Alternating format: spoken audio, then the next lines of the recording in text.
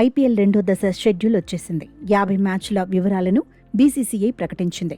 తొలుత విడుదల చేసిన షెడ్యూల్లో 20 మ్యాచ్ల వివరాలని అనౌన్స్ చేసింది.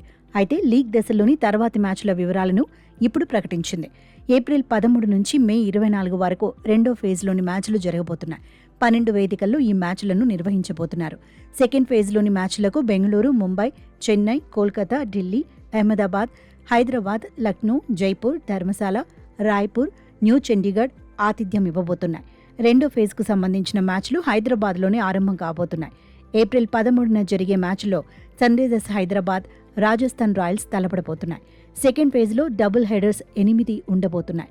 మధ్యాహ్నం మ్యాచ్లు 3:30కు, రాత్రి మ్యాచ్లు 7:30కు ప్రారంభమవుతాయి. పంజాబ్ కింగ్స్ తన హోమ్ మ్యాచ్లను న్యూ చండీగఢ్లో, ధర్మశాలలో ఆడబోతోంది. బెంగళూరు తన 3 హోమ్ మ్యాచ్లను బెంగళూరు, 2 మ్యాచ్లను రాయ్పూర్లో ఆడబోతోంది. ప్లే ఆఫ్స్ వేదికలను బీసీసీఐ ఇంకా ప్రకటించలేదు.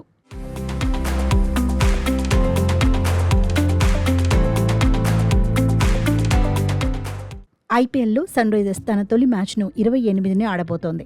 తొలి మ్యాచ్లో రాయల్ ఛాలెంజర్స్ బెంగళూరుతో తలపడబోతోంది. ఈ మ్యాచ్కు బెంగళూరు ఆతిథ్యం ఇవ్వబోతోంది. ఏప్రిల్ 2న కోల్కతాలో కేకేఆర్తో తలపడుతుంది. ఏప్రిల్ 5న సొంత గడ్డపై తొలి మ్యాచ్ ఆడుతుంది.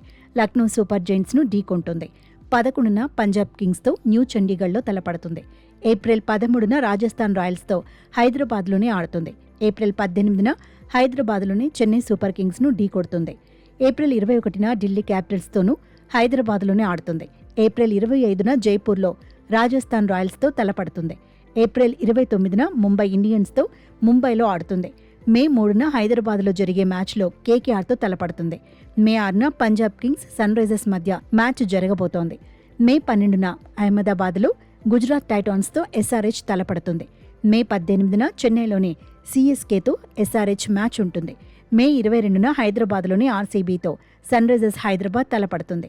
లీగ్ దశను ఆర్సీబీతోనే మొదలు పెట్టబోతోన్న ఎస్ఆర్హెచ్ ఆర్సీబీతోనే ముగించబోతోంది.